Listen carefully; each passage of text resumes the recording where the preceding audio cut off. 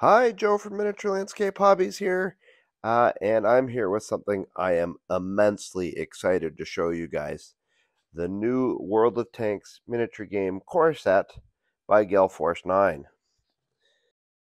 This is an absolute work of art. Everything about it is awesome. The box is big and hefty. The tanks it's got are, well, spectacular. I mean, they're just primed. They're not painted, but they're super nice models. Let me just get the plastic off. Now, fair warning, I have not previously played the World of Tanks version of what used to be the Tanks game. So I have played the earlier Tanks game, but when the World of Tanks branding went onto it, I haven't had a chance to play it. And of course, everybody who watches the channel does know that I am a serious Team Yankee and Flames of War guy. And we can see some excellent tanks here that are, of course, going to probably be a prelude, definitely be a prelude to some tanks we're going to be seeing showing up in the fairly immediate future in Flames of War. So let's open this sucker up. We have a Centurion Mark I, a Moss, a T-29, and an IS-3. And I got to tell you, the IS-3, historically speaking, is probably one of my favorite tanks. Look at the back first. So, regular details. Now all the game pieces are included. So this kit on its own will get you playing the game. And of course, it's got the major factions in it. It's got a British tank, it's got a Russian tank, it's got an American tank, and it's got a German tank. And what a German tank it is, the Moss, with all, 188 tons of it?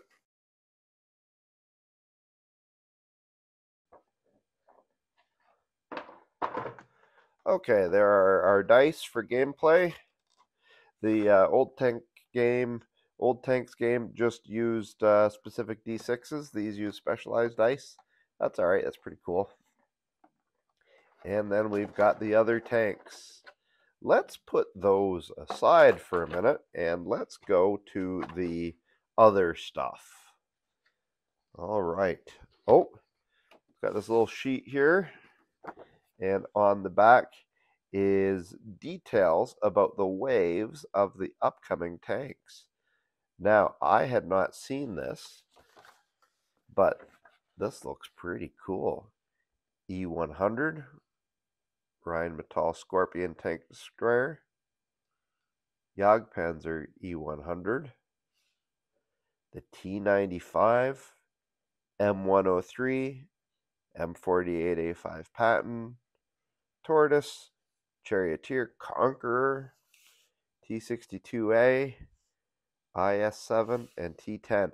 Most of the observers here will notice. Now, I don't know anything about the World of Tanks game on the video game side. I really don't. I don't play video games. But I do know my tank history, and most of this stuff is theoretical tanks or tanks that have just had small runs and batches of them. Some of these are more common, but a lot of these would be pretty much determined that we could pretty well certain that these are almost fantastical tanks in that like for instance here the E100, the Jagdpanzer E100 never really saw the field, and things like the T95, although they did exist, I don't think they were ever used in battle, but it's still really cool to have them. And as I was saying, that pretty well indicates what we're going to be seeing in the near future for Flames of War as well. Of course, that makes me pretty happy. I don't mind including the theoretical tanks like the mid-war monsters or late war leviathans. I know for some people it's contentious. I figure that the variety always makes it fun, and if you want to play something that's true to the real world, then what you could just do is agree not to include some of the concept vehicles in the game itself. But that's neat. I can hardly wait. And of course, I want to paint every one of those. All right, back to the box. The rules. Now here's the rule book. All right, so if you've played this game, I have read the World of Tanks rules.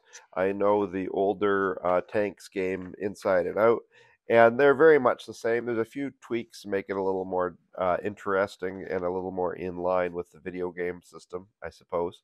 But in general, we are looking at an extremely simple yet fun list of rules. So I've been able to play the regular tanks game with experienced wargamers such as my brother-in-law and had a amazingly fun time. And I've been able to play it with absolute beginners, even young beginners like age 9 or 10, and had just as much fun. And I think it makes the simplicity of it makes a great introduction to the hobby of miniature gaming. And this should be exactly the same. So it's a nice rule book. It's very well laid out, and I think a lot of people would like to see that it is not very thick. Okay, it's a good rule system. It is very much a beer and pretzels system. It is not a simulation of warfare in the by any stretch of the means. It's not a simulation, but it is probably a lot of fun to play. Oh, look at that. So apparently we have the rules in all of the other languages stacked up in here too. Why? I don't know. This may just be as a review copy so that people can check it out from all nationalities. I probably wouldn't count on the store-bought version to come with all the different rule books, but you know, as long as it's in the language you can read, it'll be great. All right. Now we have some card terrain, okay, trees, the cards, the various chits to indicate also details damage to the tanks, tank numbers, turn sequences probably. I'm not exactly sure what all these things mean. And they're very nicely made. It's a very thick card. That's especially good in terms of terrain because you want the stuff to be able to last. Another one, there's your measurement stick because the game is very simple based on those little sticks for measuring, which I think is a really nice dynamic in the game. And some buildings. Oh, they're double-sided, so they got different styles on each side. Oh, look at that. Okay. On the back side of the forests are hills, I suppose. Okay.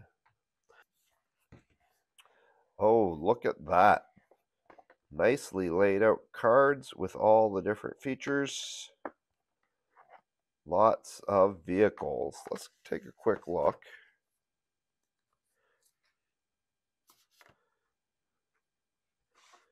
Okay, so there's the moss.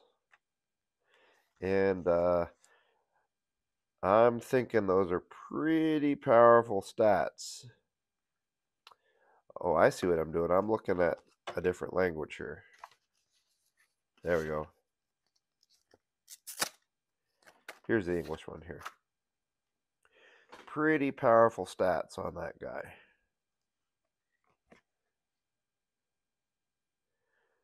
Interesting stuff. All right, I won't get too much into the mechanics of the game because, to be perfectly honest, I don't know the mechanics of the game so well, at least until I read the rulebook.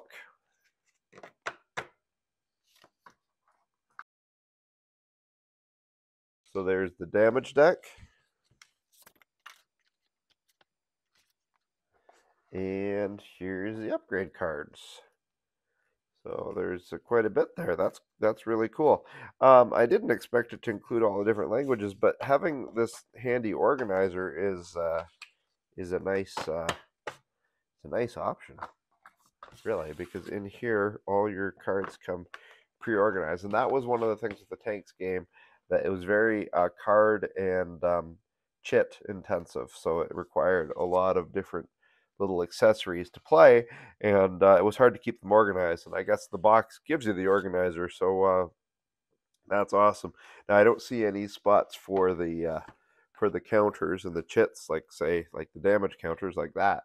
But you wouldn't need to truck around the cards that were in the languages that you didn't speak. So you could always take them out. Then you'd have plenty of spots to sort your gear here. All right, enough of that. I know I've been teasing you guys. You really just want to see the new tanks. Let's take a look. There's the IS-3. So it looks like a ring mount for a machine gun maybe on the back. There doesn't seem to be a machine gun in the box. Probably not crucial. If you were maybe playing Flames of War, you could just use a spare from another kit. And I've never really seen these guys up close. I mean, they're just regular Battlefront kits, but they've been primed in, I guess, the colors of the primary colors of the nation that represents them. And this is a really nice kit. It's fairly well molded, I would say. There's a little bit of spider webbing from the way the primer's been added, but I don't think anything that would affect the final product if you chose to paint this. So that's good. Okay, IS-3.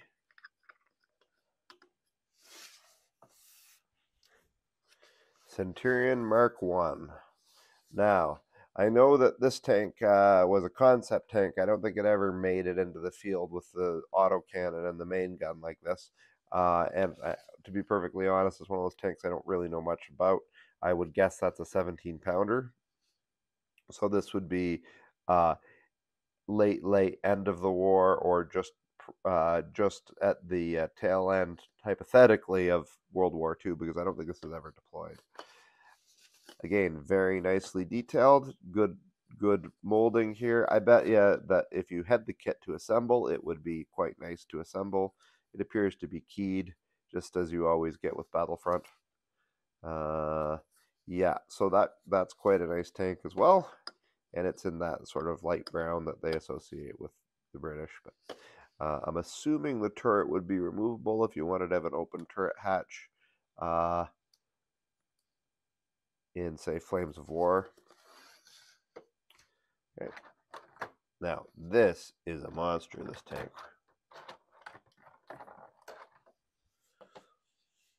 What have we got there? The T-29. So this is the American entry. Look at the size of that cannon. All right, so I guess that's probably what you'd call a heavy tank. So, pretty good. A little bit of mold line around the sides. And do I detect, I'm not sure if this is a feature of maybe the primer they used, or actually in the surface. This is in the surface of the model. There is actually cast texture, at least on the turret. Yes, ladies and gentlemen, cast texture in a model, a 1/100 scale model of a tank. That is awesome. Oh, I can hardly wait to paint that. That will pick up highlights and dry brushing and add a real nice subtle effect. Boy, let me just see here. Don't really see it there.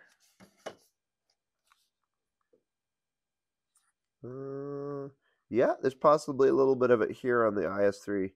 Either that or, no, I'm pretty sure that's molded into the plastic.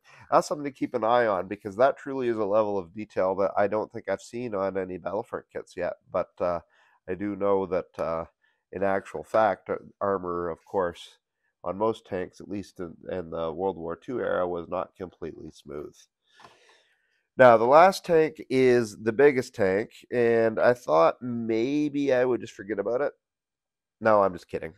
The Moss. Okay. Look, the biggest tank I think that was ever realistically planned.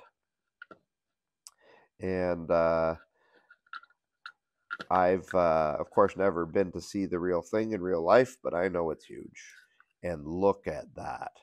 It's huge, and it's slab-sided, and it's got the cast texture too, and the flame cuts in the metal.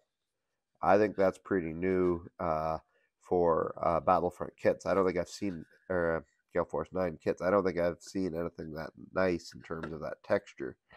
And that's pretty good because, of course, this tank is, and it was, massively slab-sided. It's not visually interesting to look at in a lot of ways unless you just think about the sheer brutal size of it. That's pretty neat. Just give me a second. I want to grab a model to compare this to. Okay, what will we look at first? Let's look at the IS-3. That's a big boy of a tank. There's a T-34 for comparison. All right, so that is a really big tank. I guess I should have maybe got an IS-1 out to compare, but this is what I had handy at the time. Okay, or if we want to go really large, there's a Tiger 2. All right, so the IS-3 is a pretty large tank, although it's not bigger than Tiger 2, but that's a serious piece of kit right there. And a Challenger. So that is a large tank. Same size, basically. Same footprint as a Tiger 2. Not as tall, but equally as long and wide. All right, just because we're probably more familiar with it, there's a Sherman for comparison. All right, probably only about 2/3 as long. All right, here's the T-29. Okay, that is also a massive kit. Of course, in real life, that is a massive tank. There's the Tiger 2.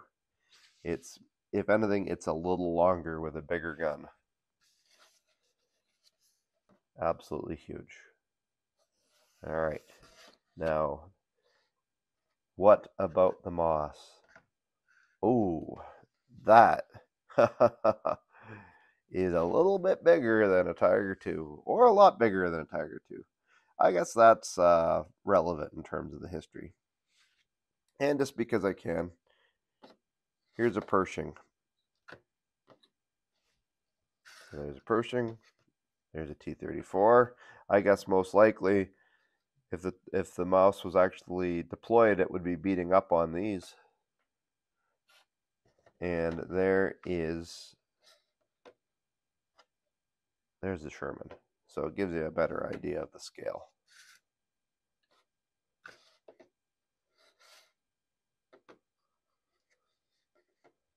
There we go. Go smallest, largest, because that's the way I roll. Okay. That is very neat. Look, guys, I have to try to exercise all my willpower not to paint these sooner rather than later, because of course I have a schedule I've got to keep for my sponsors. But this stuff's just plain amazing. These models are just plain amazing in my books. Okay, so that's it for now. You've heard me rattle on enough. Obviously, we'll be back in the fairly near future with some painting tutorials on these very cool tanks. And also maybe some details on upcoming waves of the World of Tanks game. And maybe, who knows, maybe even some gameplay. All right. And of course, we'll have our regular coverage of World War II, Cold War era, and napoleonics model painting, and also some terrain builds. All right, so stay tuned for future episodes. Thanks for hanging in and watching this one. And as always, remember to keep building life in miniature. Do you like free paint? Of course you would. You're a miniature painter. And now could be your lucky day because Miniature Landscape Hobbies is holding a contest. You can win a free Army Painter Most Wanted speed paint set. In order to enter, all you need to do is comment on a post on Miniature Landscape Hobbies pages for Facebook, Instagram, or YouTube. Share your favorite hobby tip and then enter #MLH to participate.